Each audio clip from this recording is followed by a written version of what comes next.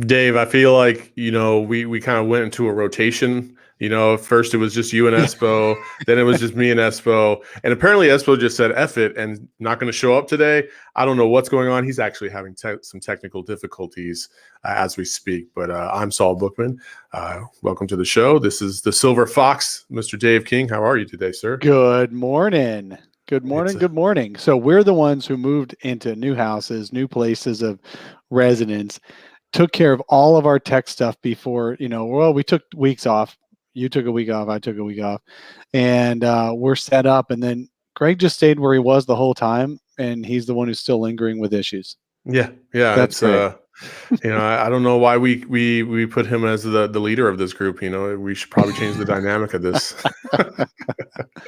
Well, good morning, everybody. Yeah. I mean, geez, the Suns 7 of 8 in the last couple weeks. It's been fun to watch, especially the other night against the Milwaukee Bucks, holding on by a thread, but they got the job done. That's all that matters.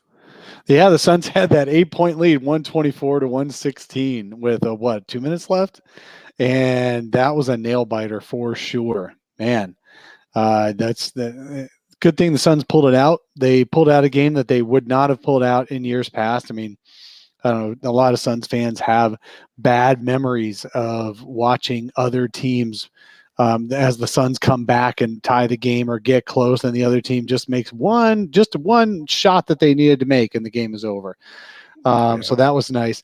I love how Booker, after the game, somebody described the final shot to him. He's like, and one of the media guys is like, "Yeah, what were you thinking when Giannis pulled up from mid-range for the game winner?" And Book's just like, "Well, we're in good shape." And then that went viral when he wasn't saying that any Giannis shot is you're in good shape for, because Giannis shoots about 85% from the field when he plays the Suns. But a mid-ranger pull up with time expiring is about the best possible shot you can ask Giannis to take as your opponent, for sure. Yeah. Well, after much ado and, 5 minutes late to the show, we might as well go ahead and bring on, apparently his name is Producer Greg. I don't know why, but Producer Greg. What up, Espo? How's it going, buddy? Oh, you know what? That is a work thing. I use this computer. I had to switch to my work computer because my studio computer didn't work at all. So great morning so far. Well, I'll let you take the reins because apparently Herbie in the comments is not a big fan of me taking the lead on this. Herbie, guess what? If you show up late, you lose the show. That's just how that goes. Anyway, it's off to you. Let's give me a minute. I told you I was on my way. Let's do a countdown. Yeah, but it was after 8, Espo, and we can't always just start late for you. Let's do a countdown, and then Espo do the intro, because I don't think either Saul or I even said the name of the show yet. So 3 or 4. Wait. So you want me to do the countdown all over again? No. I'll just do it live. Oh, okay. 4, there you go. 3, 2, 1, go. Hello and welcome everybody into another edition of the Sun Solar Panel. Whether you're watching us on Facebook, YouTube, or listening to us wherever you get podcasts, we truly do appreciate you, the Flaming Ballers, joining us, even when a certain 2 people start the show before I show up. I'm your host, Greg Esposito. Ahoy, hoy. Along with me, as always, the Silver Fox, Dave King. Dave, how are you? Hello. And the Carmel Thunder from down under. This is so weird. We just did this. We just did this 2 minutes ago. Well, the most important part of the show wasn't here, so we restart when I show up. That's just the way it goes. Oh my gosh. All right. Just for future reference, everybody out there knows that I start the show on time. That was part of our original agreement, that I do not show up late.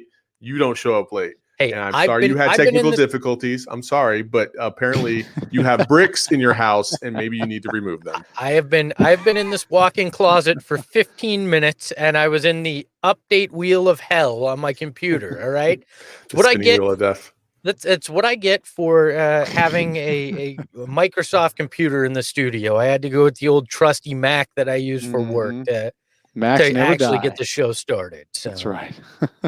just what I'm here. We can talk now. I know you guys already started, but let's be honest. These aren't our your son's sons. I'm sure Saul already said that too, because I had not said that yet. I No. think I let it to you. I left it to you to do that. I think deep down Saul just wants me off the show and wants to host this bad boy himself, which is No, perfectly fine. no, it's a good segue to Total BS coming up on Monday. There you go. Hey. That's also the nickname of this show, because that's all we do is totally BS our way through it. And so interesting. I don't know where you guys started. I know you talked a little bit about the Bucks game already. Oh yeah, but we did talk a little bit about the Bucks game. That was a heck of an ending. I was just saying that that the Suns usually lose a game like that, so that's great. So I find it interesting. I don't know if you guys saw this, but in an ESPN Plus article, Kirk Goldsberry did kind of a projection of what the chances are of the Western Conference teams making the playoffs. And the Suns have a 78.7% chance of finishing in the top 6. How does, to me, think this is completely uncharted territory for the last decade, obviously, but the game on Wednesday against the Bucks was a turning point for me. It felt like, in my mind, I finally got over that hump and that fear of what has been, and I'm accepting what is, right? This is the first good basketball team we've seen in this town in a decade. Basketball is back in Phoenix, and instead of, in the past, I would have joked, well, this is scary, right? You've got national attention on this team. People are predicting it that the bottom will fall out. Now I'm embracing this. I think they're likely a top 5, team, probably in that 4th spot. But even the math in this projection saying they're top 6. How confident are you guys coming off that Bucks win? Go ahead, Dave. Go ahead, Sal. All right. Well, I'm obviously we all should be confident coming off the Bucks win. The problem is that we're all going to be throwing things at our TVs when the Suns lose to Orlando this week. I think they play Orlando, who's half empty with players missing from injury or COVID. As soon as that happens, everyone's jumping back off the bandwagon that just jumped back on. So it's going to be an up and down season. Every team loses a lot of games. Every team wins a lot of games that are in the playoffs. Nobody goes undefeated except apparently the Utah Jazz, who are going to end up with only 5 losses on the season, but and still lose in the second round. So you've got a lot of optimism for the Suns right now. Those same projections are going to say 50% in a week after the Suns lose 1 or 2 at home. But having said all that, I am very confident. I see this team as a team that can win the important games. What I find interesting is that the Suns have won 7 out of 8 games. Out of the last 8 games, nobody has won more than 7. Even the Jazz are only 7-1. Yet the Suns are still only barely inside the top 10 on offense and defense. They're just making the right plays at the right time. And that's what you bought Chris Paul for $41 million. That's what you kept Devin Booker around all this time for, is to have those closers. One of them's going to have a good closing night almost all the time. The nights that both of them are bad on closing are going to be few and far between. We just happen to see a few of them at the early in the season. They're making up for it right now. I'm very positive about these guys. What about you, Saul? I had the over-under at 5 minutes of Dave just taking a complete hot toddy all over the Suns. Like, I knew that was going to happen. And it was just, dude, just embrace it. Just embrace it. It's good. It's good stuff to have right now. You know what I mean? Like, I have been a fan for too long to feel good. They're not even playing amazing basketball. Like, they played good the other night against the Bucks for sure, but it's not like I'm watching this team and I'm like, man, they are just clicking. You know what I mean? Like, I still feel like that game is going to come and that moment is going to come. So I'm all in on the Suns bandwagon, obviously, but I think I feel more optimistic because I feel like they have more room to grow.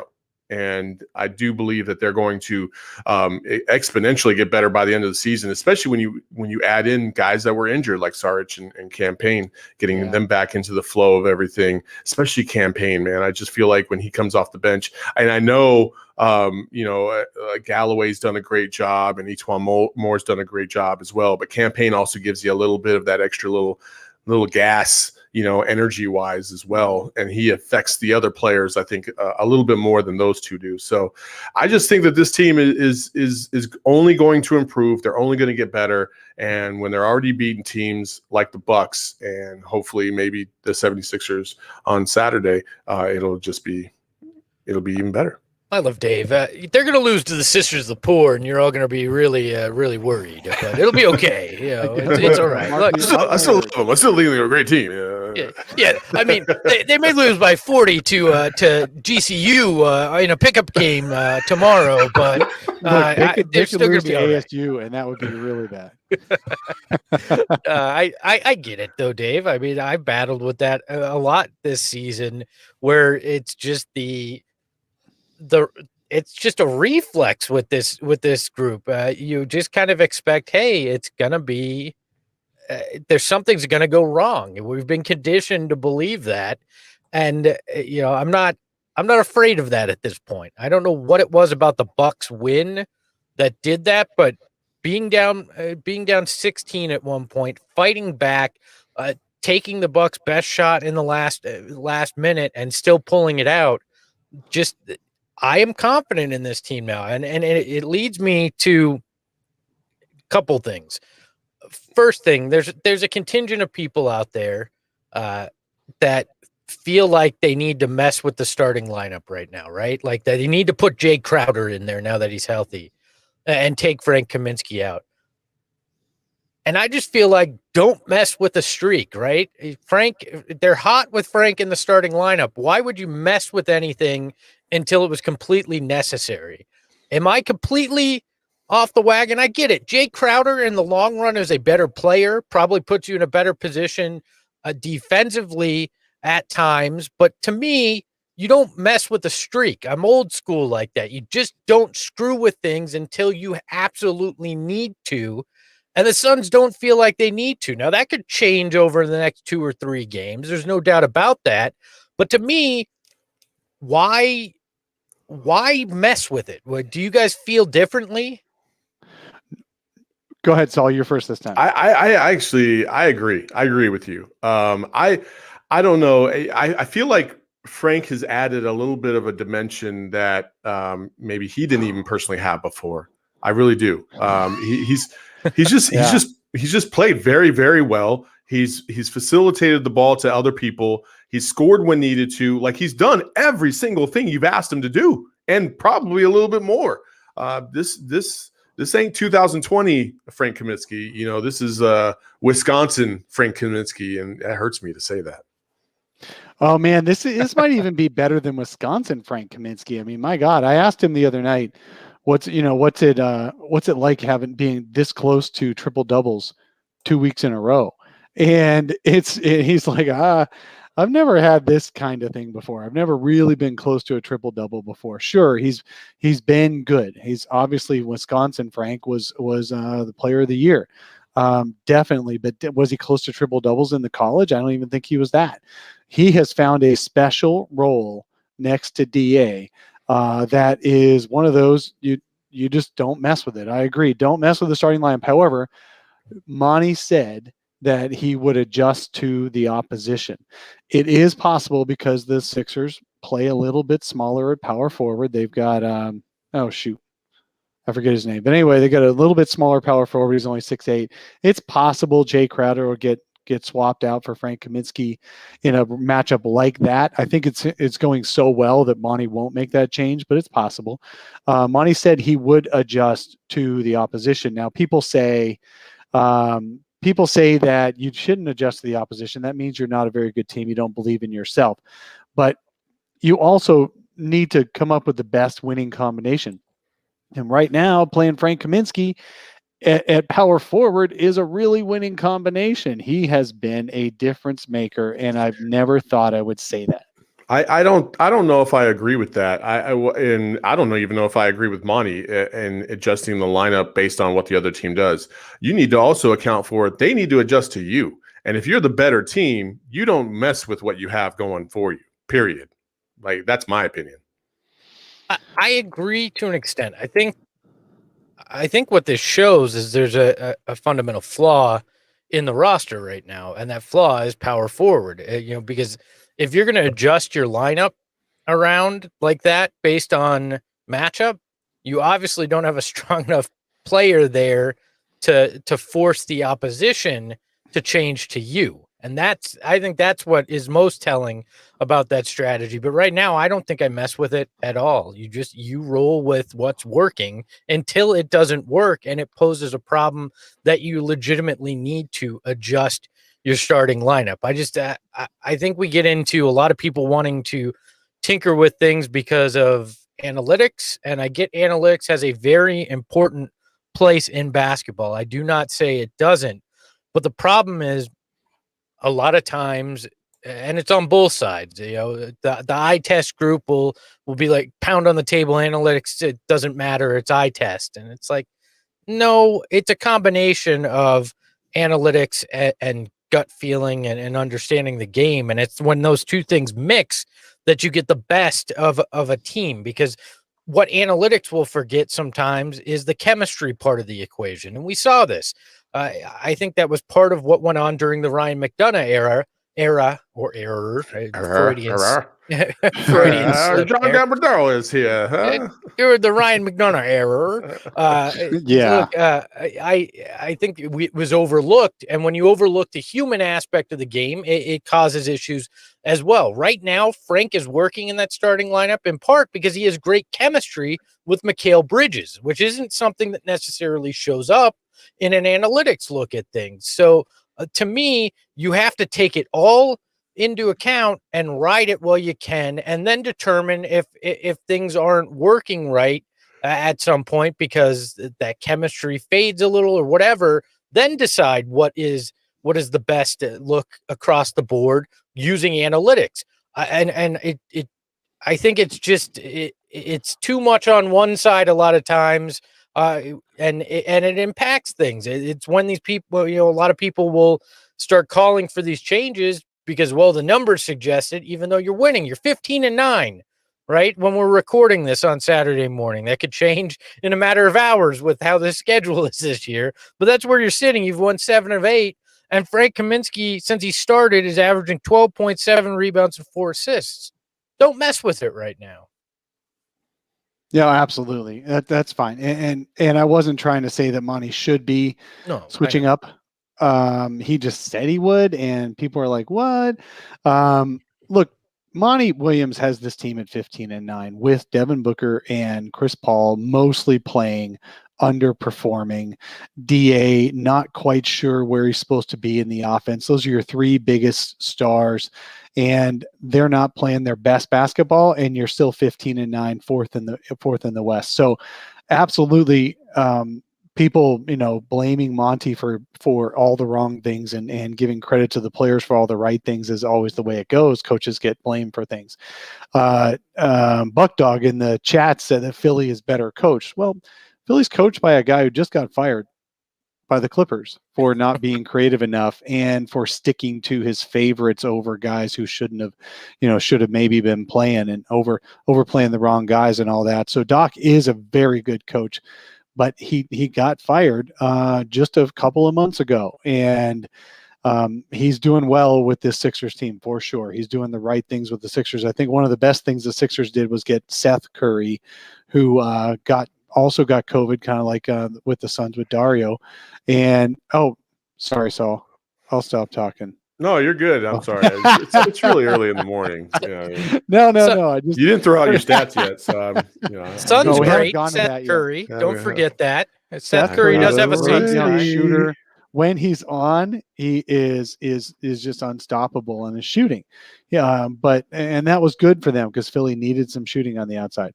They're playing extremely well right now. The Suns probably should. I don't know. I think the Suns, it's a should lose, but they still might win it because they're on a roll with closing out games. But you're talking about the Sixers against the Sixers? Yeah, what did I say? I Yeah. must have said that. I'm wrong. just, I was talking about I- Sixers on Saturday. That's okay. Yeah. Talking about the Sixers on Saturday is it's going to be a tough game. They are the best in the East, and we'll see how it closes out. Yeah. I love that go we're ahead. killing the shelf life of the audio version because most people listen to this, I'm guessing, after the Suns destroy the Well, Sixers. we're also going to preview the rest of the week too, especially with some of those matchups. So we won't linger on the Sixers too long. No, I mean, we're also going to talk about Valentine's Day, and that's tomorrow. Why don't you just chill, Espo? Okay? Jesus. You come into the show late, then you complain about people that are going to consume our product. I mean, I'm concerned for the people that are going to consume our product. Speaking of consumption, I want to give Darth Voida some credit. He came up with the F&B nickname, which generally goes for food and beverage, and it's really Frank and Bridges on their little connection on Frank finding Mikal on his cuts and all that. So that was good. Got to give Darth Voida a little bit of F&B, who's also in that hospitality industry. Also, C-Bucks Stabar. I hope I said that right. Thanks for becoming a member. Yeah, thank you. You can become a member by hitting that join button. See, I thought that was Chuck Stabar, but yeah, C-Bucks Stabar. Yep. Congratulations. Thank you for joining. Welcome to the dark side. Hit that like button, hit the join, become a flaming baller yourself. There's hit the thumb. Massive benefits, like we'll mention you in the chat. Big time benefits. You will get I could make up some benefits. Eyeballs. The 3-cent check is in the mail.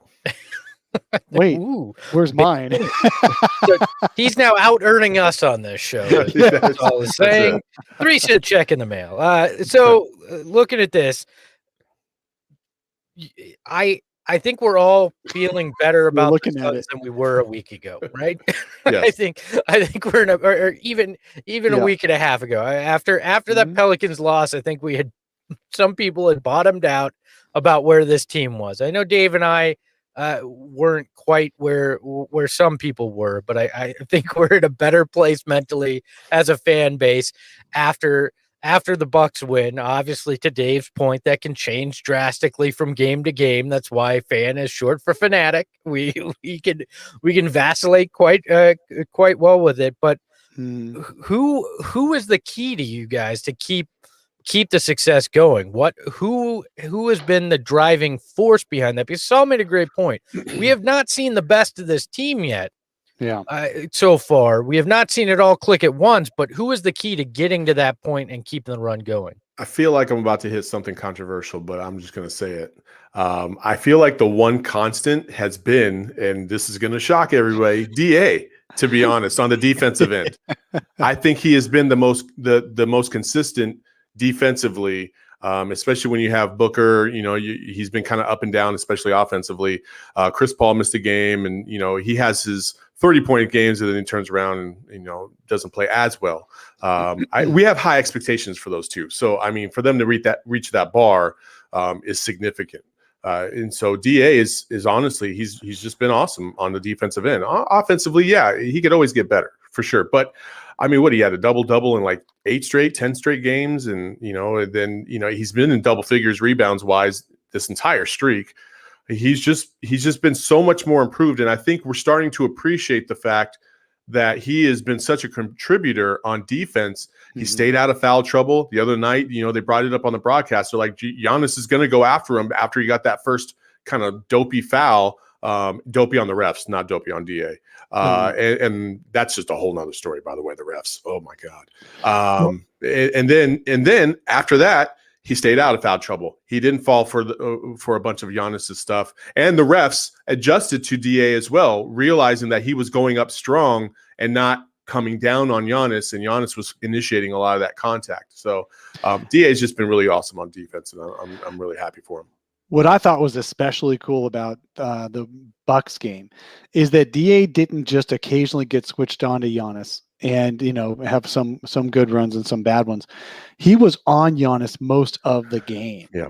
That was really great to watch because DA is their biggest long limb defender, bigger than Bridges. He can handle Giannis better. Giannis just powers through. He's got such a strong upper body now.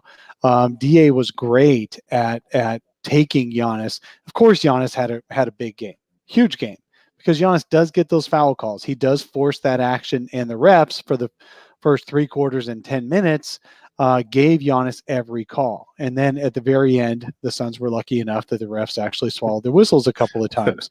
Hello in the chat says, while talking, Giannis got 2 more fouls. Yeah, no, retroactively addressed. Exactly. No, that was fun watching DA take on Giannis and not lose his head in that game. He could have gotten 4 fouls in the first half easily, and he didn't. He did have some foul trouble, and the Suns were lucky enough that Frank was playing well. But definitely he could have been out in that first half and hardly shown up in the second. That's good. Yeah, I mean, Ayton is certainly a stabilizing force. I mean, that's which is a weird thing to say because people are so all over the board with him in general in terms of feeling, but that you can pencil him in that at the least he's going to get you that double and play quality defense, and he's the only guy I feel like that has had that consistency throughout the year. You've seen huge swings in terms of what to expect from other guys, including even CP3 and to a certain extent Booker, but DA's been a stabilizing force. But to keep winning, I think we need to see the Devin Booker we've seen since he came back, since he was out with the injury. I think that's what you're going to need to sustain a top level kind of play that you've seen, is for Devin Booker to stay in this zone that he's been in. And you want to talk? He got the national attention on Wednesday. I mean, he got that. Now it's time to fulfill that. You want to talk about something else that's consistent with DA so his defense has been consistent all year, no matter who the opposition has been. For sure, I totally agree with you guys. The other thing that's very consistent about DA is that he gets up for big man matchups, up, and if the guy is still going to put up big numbers like Giannis did the other night, DA will still make a difference in that game, and he'll show up and he'll be a big player against teams that don't have a big center. They either go small or their guy is a stretch guy, almost always behind the 3-point line. That's when DA tends to coast a little bit and have less of an impact on games. So it's the opposite of what a fan would expect to see. Fans would expect to see DA struggle against the big centers because of the matchup against somebody his size, and then they expect him to dominate the little guys. He actually doesn't do that. He's like the big nice kid on the playground. He doesn't beat up the little guys. So I worry about that. Obviously, people worry about that. So in the upcoming games, there are a couple of times where they're going to play smaller centers, and we gotta watch out for. Does he show up fully engaged, fully, sweating within 30 seconds kind of thing against teams with smaller centers? You are watching and listening to the DA Love Fest. I'm your host, Greg Esposito. You're listening to the watching and listening to the Sun Solar panel. Hit the like button on Facebook. Hit the subscribe on iTunes or wherever you're listening to the podcast. Don't forget to leave a 5-star review as well. It all helps. So I appreciate the look there at DA and against smaller centers. I still think he has an impact though, because his switching on the defensive end is what continues to impress me. Doesn't matter if he switches onto a smaller guy defensively, he's still having an impact there on those pick and roll switches where he's staying in front of those smaller guys. He's playing good defense. I mean, even in a night that maybe he's not as up for the matchup like he is against a Jokic or an Embiid or those kind of guys, he's still having that defensive impact. The thing is, everybody wants to see that big offensive game from DA, but the way this roster is constructed, you don't really need that from him. You need the rebounding, the defense, and coming up in clutch situations when they need a basket down low. Like that's what you need from Deandre Ayton right now. That's the way this system, this team seems to be built.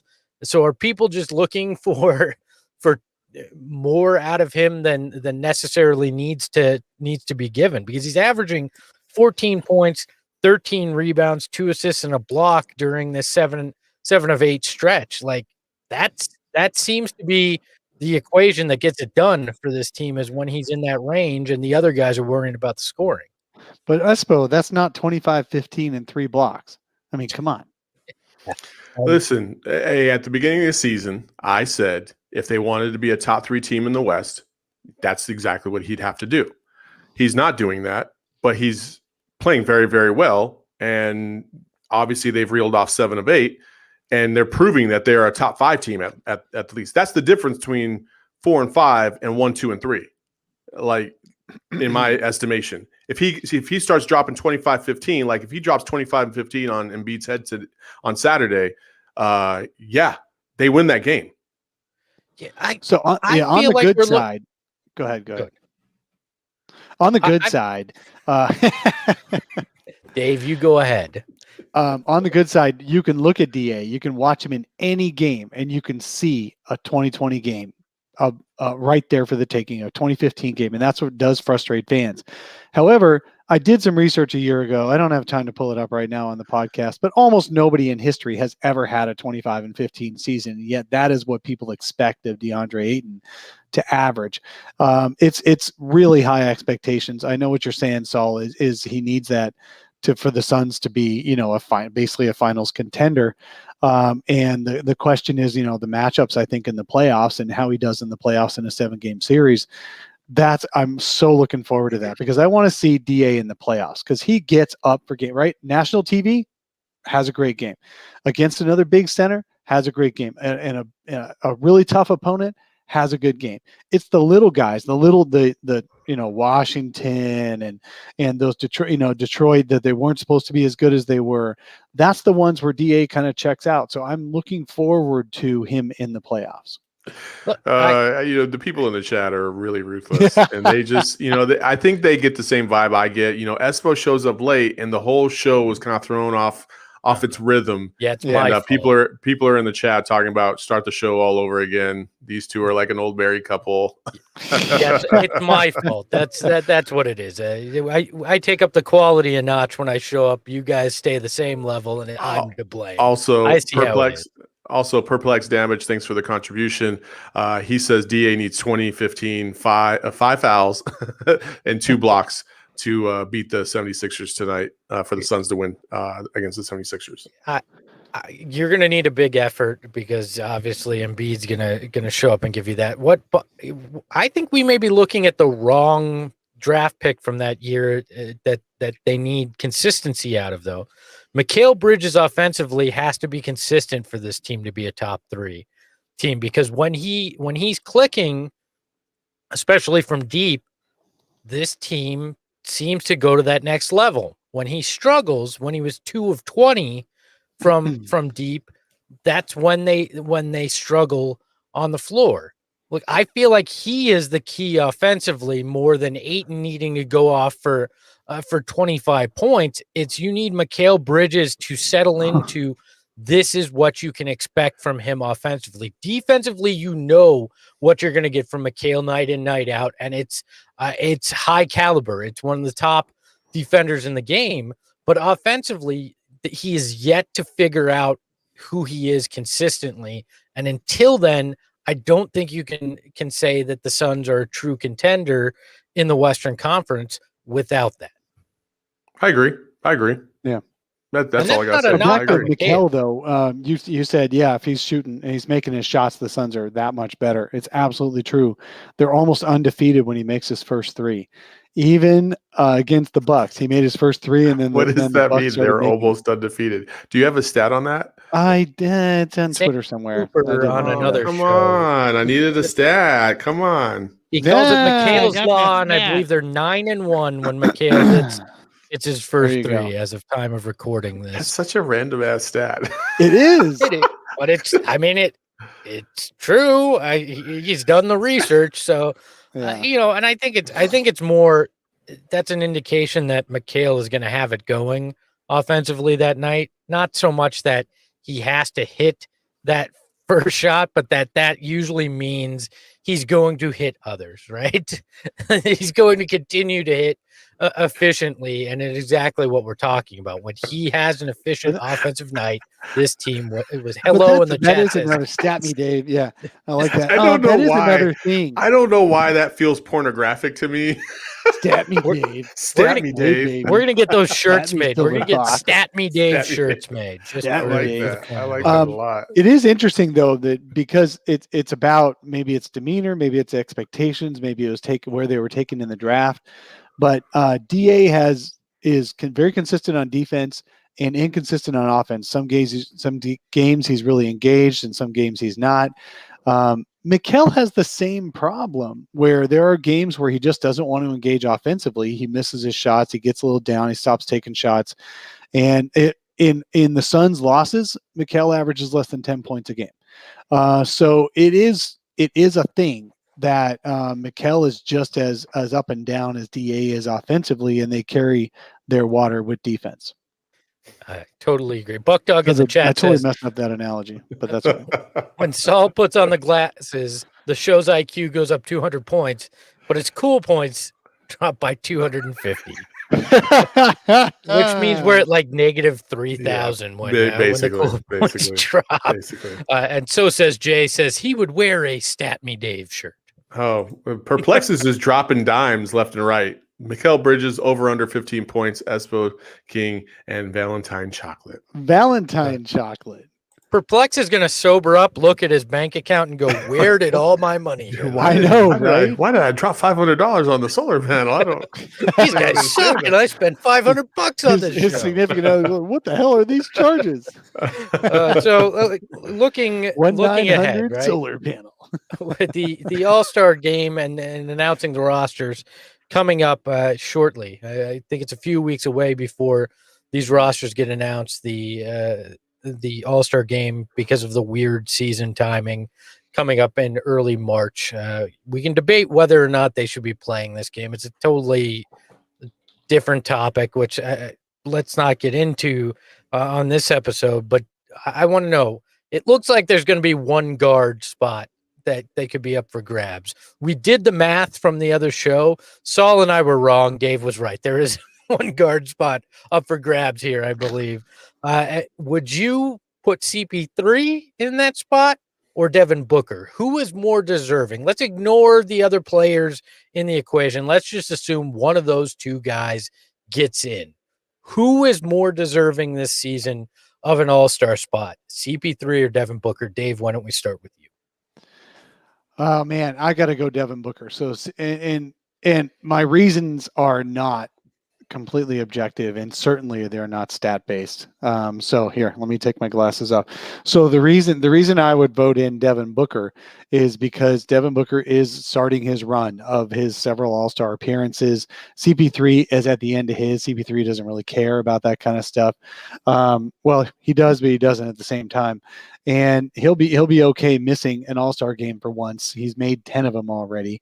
Devin Booker needs to get in. He is the star of the Suns, even more so than CP3. And so I definitely think Devin Booker should be in. However, if you look at stats, he definitely should not. He's back to his really doesn't look good in advanced stats phase that he had shed that last 2 years because he isn't really doing a whole lot else other than shooting right now. So if you just look at stats, it's CP3. But if you look at who really should be in and pick the guy who you fear the most overall on the course of a game, it's going to be Devin Booker. What about you, Saul? Man, I honestly think it's CP3 just because of the impact he's had on this team and where he's taken this team to. Devin Booker hasn't been the Devin Booker we're used to this year. And for that reason, I just think it's CP3. I think if we're not going stats based, I think it's CP3. My guess is neither of them care all that much whether they make it this year, for a myriad of reasons. But in particular, they seem quite focused on what the end goal is here and trying to get in the playoffs, trying to make some noise, and maybe shock some people. But I could see where even CP3 would publicly kind of give the nod to Devin Booker just as a confidence boost for Book, where he is establishing himself in that star role where CP3, there's no doubt in it anymore. But stat wise, you're completely right, Saul. CP3 has been more consistent stat wise. It has more of the attention, obviously, because he's the new guy in town. And unfortunately, right or wrong, is going to get more credit for the 15-9 record that they currently sit at, or whatever that winning record is when the All-Star decision is made. Devin Booker's been here during the losing. CP3 shows up, they're winning. It's just human nature to assume that Chris Paul is the big factor there. And I think that's why voters are going to default to CP3, because they're just that's going to be that unintentional bias that, oh, well, he was the difference maker here, regardless of how much Devin Booker has played the role in turning this franchise around. Yeah. So also, let's remember how the All-Star voting works. So fans, media, and players only pick the starters, and the starters are already pretty much predetermined. So really, we're kind of chasing our tails on doing these votes, but it's kind of fun to do anyway. The rest of the team, the other 7 players on each conference, just get picked by the coaches. And so it's really going to be the coaches. Who do the coaches fear the most? So if you do that, it's possible they'll pick Chris Paul again, because they picked him last year, and they picked Russell Westbrook last year, is because they go with what they know. What's going to be interesting is seeing if Devin Booker gets any extra consideration now that he was voted in as an injury replacement last year. The coaches did not pick him. So DoorDash some coffee to Saul. That was a good one. D. Leon in the chat says, now you got to give DoorDash Saul some coffee. You got to give Perplex your home address now. So go ahead. That ain't happening. Why don't you say that on air so he's got it. So the coaches, it'll be interesting to see who the coaches pick, if either guy. The only other way you probably don't get a Sun in there is if you do like a John Morant, which I don't see the coaches doing. Grizzlies aren't winning all their games anymore, and or if you put a third, second or third Utah Jazz in there, which could possibly happen. I mean, right now as we stand, we got LeBron, Jokic, and Kawhi. And then Curry and Doncic will probably most likely be your 5 starters right there, because Jokic obviously is the center. So even Anthony Davis wouldn't get the nod over Jokic right now. So I mean, it's kind of varied. I don't really know if, honestly, I think it's kind of a toss up between John Morant and Devin Booker at this point, because John Morant's team hasn't been winning, but John Morant's been playing pretty good. So. Which will be hilarious if Suns fans have to argue his team isn't winning argument to try to get Booker in, because that was the argument everybody used against Booker why he wouldn't get in to the All-Star game. That's the way fans go, though. It's so funny. You're absolutely right, Espo. You're totally right, because where I'm going on this is exactly the opposite of where I've gone in years past. Exactly the way you just said it. Booker should be in because the Suns are a better team. Logic goes out the window when it's time to benefit your own team with an argument. We know this. I mean, that's the whole basis of the show. Daniel Durant's really upset that I said Duarte. John Morant. Duarte. Sorry, I said Durant. Duarte. Yeah. My bad. He said, "Wow, John Morant's missed some time." Yeah, I forgot Booker missed no time this year, right? And there weren't 3 games that he missed. So wrong. Yeah. Okay. Yeah, no, he missed a few. Look, you've got a pretty good chance, but then again, they may go forward with the last spot, like why not put Christian Wood in there or something like that. Who knows? Probably could. This is the coaches, and the coaches like to go with who they had last year, and because they don't like to put a lot of thought into these things. Look, I'll be honest. I'm not even sure the coaches actually vote. Sometimes they let assistants. Sometimes the video guy votes for them. It's not even the coaches, because they're kind of focused on other stuff usually. So I don't think they particularly care who gets into these All-Star games as much as the fans obviously do. But we talk about Booker. A lot of national praise this past week. Mike Wilbon does an entire feature story. It's the feature on ESPN Daily podcast. It's it's all over their social media, the video version of it. I don't know about you, but I felt kind of like a proud father in a weird way with Devin Booker getting this attention finally, because he has deserved it for so long. And yes, I'm biased. I was there with the team that first season with him and got to know him in that way. But when you look at the 18-year-old kid that stepped into Phoenix, he came in with everything you expect from a star, right? I just remember that first time I met him, it was a rookie photo shoot, right? He came in right after the draft, and it was a closed photo shoot, and the guy just came in with that confidence, that swagger, the humor, but he was such a down-to-earth guy. I mean, we were shooting in the Gorilla Greenhouse, if you guys remember what that was, at the old arena before they redid it. And Hello says, "You're old, Espo. That's why you feel like a dad." I actually am a dad, so I feel like a dad because of that as well. But when it comes to Devin Booker, we're in the Gorilla Greenhouse. They used to have hoops in there. He starts throwing me alley-oops on there. Like, he was just a down-to-earth guy too. And every step of the way that first season, you could just see it. You could see what he was going to become. Even when he wasn't getting minutes, you knew this guy had every factor you could have to be a star. And the second he got his chance, he was gonna blossom into that. Over the last 5 years, we've seen him continue to progress and didn't get the national attention. Wednesday with the national TV game, obviously this is all strategic to pull back the curtain. It wasn't coincidental that the Suns were playing a major game on ESPN the night the feature came, or the day the feature came out, of Devin Booker. All planned, if you didn't know that. But it was great to see him finally get that full scale praise from ESPN, and then they get the win. And after the game, Tim Legler and I almost said Stuart Scott, and obviously it's not Stuart. Michael Wilbon. No, on SportsCenter, SVP Scott Van Pelt. Scott Van Pelt. Spend 5 minutes talking about the Suns and Devin Booker. It feels so damn good to me that he's getting this attention, because he deserves it. He is that a star and deserves to be treated that way. And it's great to see it. I don't know if you guys had that same feeling. Maybe I'm just particularly weird. Yes, that's going to start all sorts of weird things in the chat. You're not the only one that shares that kind of sentiment. I know there was somebody a couple weeks ago when Booker hit the three against the Mavs, and I'll say it like this. He was like, when you watch Booker, you just feel so much pride because you just know he's yours and nobody else's. And I just thought that was like a little like, whoa, what? Whoa.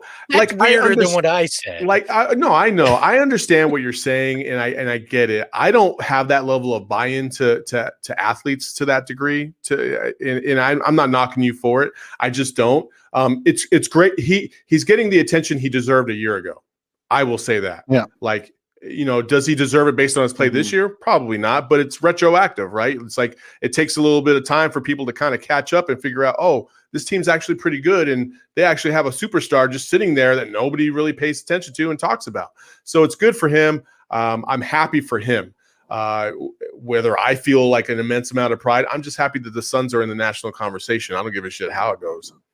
Oh, I get that swear jar, by the way. There it is. Yeah, don't. My bad, guys. My bad. Well, that's okay. You can use some of the money Perplex gave us today. So. There you go. There it is. Funding the swear jar this morning on the solar panel. Yeah. Look, I'm here. I'm here for Dave King going at people in the chat. I love it. I love it. And I agree with you, Dave. I 1,000% agree with you. Yes. Thank you. Look, I think my sense of pride obviously is a little skewed because of time spent there, but I think where a lot of it comes from, even the person you talked to that sounded like the Silence of the Lamb guy, but like he wants to put Devin Booker in a pit or something. I'm not weird like that. It puts the lotion on the skin, or it gets the hose again. I'm not like that. But I think the pride with Devin Booker comes from the fact that we all suffered through 10 years. Wait, we have to rewind a little bit though, Did you say he was throwing you alley oops to what? Yeah. To the There was trash a can? There was a 7-foot hoop in No, there it's for the the trash can on kids. the floor, man. I was not dunking on a 10-foot hoop. In my Doesn't it have skinnier those days, trampolines? I haven't actually seen those did Yeah, that guys you're for a like while. That is CP3's very kid in that difficult. State Farm commercial. Yeah. I want to see the video of this. There is video. You can find it. I'm not going to point you to where. Come on, dude. There is a 5-minute video segment that I did for Sons.com Oh, of me Saul. trying to dunk Saul, with the you gorilla. got to dig that out for Dude, next I'm week's gonna- show. That's and gonna be it's- so share. hard to it's sad. find. And Espo can find it. I know he could. He probably has fact, it. He's I'm got wearing it an in authentic his Tim little Kempton jersey while closet doing office. it too. He's got it buried behind the bricks right there. Oh my goodness. It's in the pit with Devin Booker, the hose and the lotion. With the it puts the video in the basket.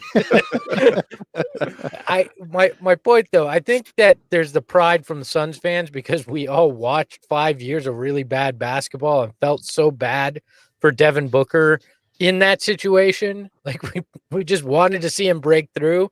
That I think there's some pride in now seeing it happen. So that's where I'm at. Even Bill Simmons giving love to the Suns on his podcast. It is my mission and my promise to you, their solar panel followers. I will find that video and I will play it.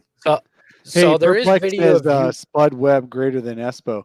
Oh, that's true. When I think of Espo though playing basketball, you remember Ray Felton? Ray Felton always looked like that uncle at the picnic who was ready to go to the basketball court with his nephews. Ray Felton always reminded me of the dad on Hoop Dreams. It was like, you want to see it rain? Let it rain. Yeah.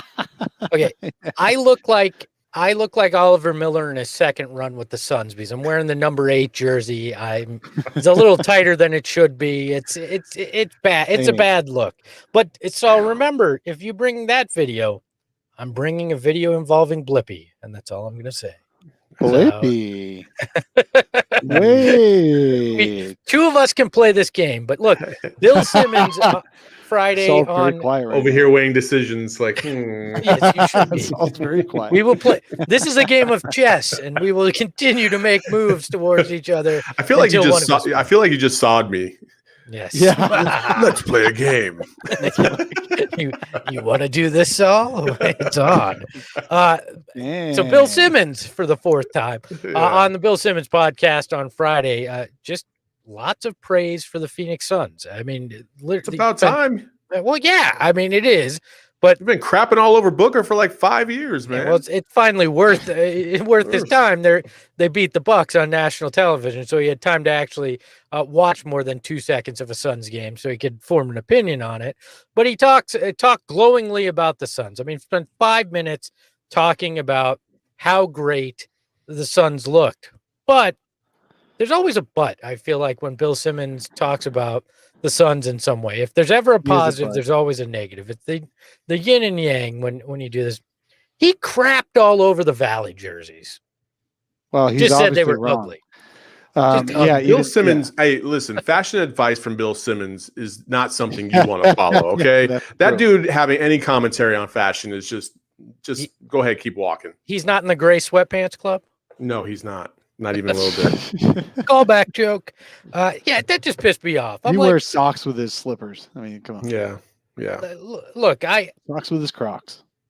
It really bothers me because finally both the Suns play and their uniforms look good. The Valley jerseys are top 3 in the NBA right now. Like I'm willing to go out on that limb. Top 3 in the NBA, and he was treating them as if they were those Heat jerseys that look like cotton candy threw up on itself, right? Like I didn't get it at all. No. It's dumb. It's a stupid thing to get upset over, but I heard that and I'm like, you got to be kidding me. It outweighed any of the positive basketball talk he had. Because I just feel like it's such a damn good look. And one thing speaking of jerseys, one thing I didn't realize until somebody put it out on Twitter was that the Suns have not worn their purple jerseys this year yet. Okay, let me explain this because I've talked to some people in the know on this, and a lot of this has to do with a couple years ago when they switched to the icon and the statement and all these different names. Traditionally, home jerseys were the light color, road jerseys were the darker color, correct? Well, when they changed it, the home team now gets to choose what jersey they wear, right? So the Suns have had a run where the home team on the road wants to wear the home team when the Suns are on the road wants to wear the darker colors. So they've had to bring the whites or the oranges on the road. And the Suns are trying to stick to tradition and wear the white or the statement, the Valley jerseys at home. Obviously, the Valley jerseys getting a lot of attention because they're new this year. They have the court. That's why. So that's why we haven't seen the purple. It's not that the Suns are all of a sudden defaulting to 5 years ago where purple was taboo for the franchise. It's just dumb luck, and we're going to see a lot of purple in the second half. I've confirmed that with people in the know. So do not panic. Purple isn't gone. It's just a fluke right now in the schedule and the way it's played out. Good, because I really like those jerseys. I think the Suns have a great set of jerseys right now, all around. I could do without the white. I really don't like the white jerseys. I think they could use more purple. I mean, that's just a personal thing. But let's move into the best segment of the show, mostly because my name's on it. It's time for Espo's Big Board. I love the look that Saul gives me every time I say that. It's like I'm going to come through the screen and I'm going to smack you across the face. That's all right. I got some. That's all right. I love that, man. We got the eye roll just as we go into the Espo. I'm over here playing chess. You keep playing checkers, and I'm about to show you why. Go ahead. Oh, go ahead. So it is time for this week's Espo's Big Board, and I went into the creative world. We're not ranking anything. We're showing you the worst Suns Valentines possible, right? It's Valentine's Day on Sunday, or if you're listening to it, it was Valentine's Day on Sunday. So it's time for Suns Valentines. And the first one that we're going to go with is one with Mr. Devin Booker starring on it. Some lovely hearts in the background, and it reads, "Book the hotel room. It's Valentine's Day." I promise you, they get worse too. We move on to the second one. Campaign's back finally, and that means he deserves a Valentine's card. And it says, "You won the campaign for my heart," and it's a bouquet of orange roses that he's passing in replacement of a basketball. Oh, you think that's bad? Just wait till this next one. Oh, well, the next two are pretty damn awful. We move into the third one, and CP3 is new in Phoenix, and he's got an invitation for you. Picture of a bed in the background. Oh my! It says, "How about a CP3 way?" Duck Dog suddenly creeped out. So there you go. Could you imagine getting that Valentine's card? I don't care how hardcore of a Suns fan you are. If that comes to you on Valentine's Day, you're a little disturbed. So in the last one, I have it's a picture of Deandre Ayton with candy hearts in the back, and it says, "I have a ton of issues, but you aren't one." Hey, so that is Suns Valentine's Day. Oh, wait, you forgot one, Espo. Oh, God. Is this a picture of me or a video of me? Oh. Exposed. Enjoy this pic. You've been exposed. It is a picture of me on a Valentine's background. Oh, you want? It's on now. You've started the war, Saul, and you're not going to like the results in this, all right? We'll see. You're not going to... You're not going to like the results. That's all I'm going to say. But that was Suns Valentine. You know what's so great about you showing up late to the show is that I got to start it, and I have full control over on my end. You always have full control on your end. I know. I have no control on this side. Yeah, it's all good. You won't even give me the password to get in there. So, Buckdog says Espo's Tinder pic. No, I am married, so. The most risky I get is photoshopping a. How about a CP3? Oh my gosh, we can't read some of these things in the comments. Espo's starting. Oh my gosh. Espo's going to start the solar panel OnlyFans. The hello in the chat says, "Need a card with Dave saying, stab me, Dave." Stab me, Dave. Stab me, Dave. That's what I should have put on your card. Stab me, Dave. Stab me, Dave. Oh, God. As he's looking at his phone, doing yes, exactly. Stella, my fiance always says, "I'm always great after a disaster happens." Like, well, cool. You know, Is that what she says after the bedroom? Oh, It MT's sounds only good. got another option. Want to see my Johnson? No, God, come I didn't on. want to read that Cam, one, Dave. Come on. Oh, Come man, on. clean it Come on, up. you gotta just you gotta keep it semi PG. B says I need a Kaminsky Cove card. We'll work on that one. It's just a postcard from the beach. Is there Saul? Is there a imagine? There this is not this imagine this week. Imagine this. I was wasting my time doing that graphic. Imagine this. Saul hasn't done an imagine this in a month. Yeah, I think we're gonna nix that segment actually, because I have some other ideas of things. Imagine that. We're gonna Yeah. we're gonna do some. Also, just Espo and I have talked about this, and Dave have talked about this. But if you'd like us to do a show midweek, as well as the one that we do on Saturdays, please let us know in the chat. Yeah, and it's simply just going to be bad puns out there that are going live on YouTube lately. So we want to throw another one midweek. Absolutely. Look, we're just going to make bad photoshops. It's going to be 30 minutes of bad photoshops and me showing Saul compromising videos from earlier in his career. That's what the midweek. So you've suddenly got. We're going to have a higher viewership on that one than we do on Saturday morning. Herbie in the chat. If somehow you can reference back to Stimmies, that'd be great. Okay, so Herbie did mention, please do after big games on the midweeks. There are a few Stimmies, yeah. We need one of those for Valentine's. We'll bring the lunar panel back. It's just but the thing is, these two decided to move. Pods going live on YouTube after games too, so maybe ours should be on game night.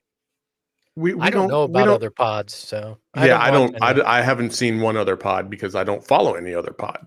Oh man, no, I watch. We're the only ones, baby. That's there are no other sons. If Nike was concerned about Reebok, they would never be Nike. So we can't worry about other pods. We just do what we do. Just do it. Okay, just do it. There you go. Right. See, just do it. If Nike were worried right here. It's like, what about me? Oh man, we should do the. No, we shouldn't. Never mind. A picture of Dave laying on bed. Give me your stimmy. Buck Dog with a good one in the Flaming Ball chat. Box. Dave, Stimulation King. We've gone totally off the rails here. Yes. I regret the Sun's Valentine's cards. Let's wrap it up. And I apologize Bring to back everybody. And it's time to land this struggles plane. to play video clips. All right, good boys. job. It's time to land this plane, and hopefully it's not as rough as we took off earlier today. It is the Sun's solar panel. We appreciate you watching and listening. Remember to hit that like button and the join button if you're on YouTube. If you're listening on the podcast, leave a 5-star review. It helps the algorithm and helps get us there. 5 stars. We will read any 5-star review we get on the show. So no matter how embarrassing or ridiculous what you type in there is, we will read it on the show. I promise you I will do that personally. Mm-hmm. You can say it as embarrassing as you want. Leave the 5-star review. I will read it. So as always, the Silver Fox, Dave King. You can find him on Twitter at Dave King NBA. The NBA is there because I have the utmost respect for Dave, and I have no joke this week about that. Bullshit. The Caramel Thunder from down. Drop him. Put that money in the swear jar. The Caramel Thunder from down under. You can find him on Twitter at Saul_Bookman. The underscore is there to protect him from himself. The Saul's in witness protection. The Bookman's just out there doing whatever he wants with Blippi. So, and you can find me at Espo. You can find the show at Sun Solar Panel. Hit us up on Twitter. Let us know if you want that midweek. It seems like the Flaming Ballers in the chat do. We want to hear from you if you're listening on the podcast. Tweet us. So for Dave, for Saul, I'm Greg Esposito. Talk to you next time here on the Solar Panel. Ahoy, hoy.